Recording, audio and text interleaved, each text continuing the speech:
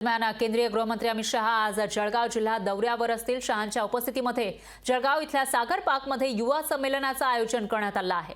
तर शहांच्या दौऱ्यानिमित्त ठिकठिकाणी बॅनरबाजी करण्यात आली आहे आणि तिथला आढावा घेतलेला आहे आपले प्रतिनिधी मंगेश जोशी यांनी। केंद्रीय गृहमंत्री अमित शहा हे आज जळगाव जिल्हा दौऱ्यावर असून जळगावमध्ये अमित शहा यांच्या स्वागताची जय्यत अशी तयारीही करण्यात आलेली आहे।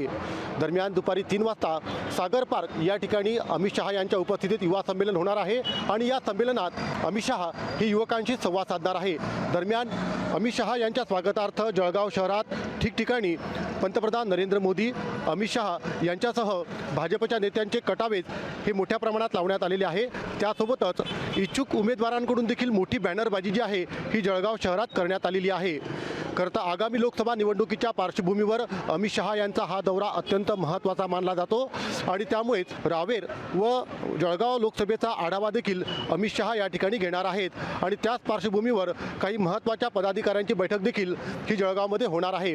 एकंदरीतच अमित शहा यांच्या दौऱ्याच्या पार्श्वभूमीवर जळगावमधील राजकीय वातावरण हे चांगलंच तापल्याचं पाहायला मिळत आहे।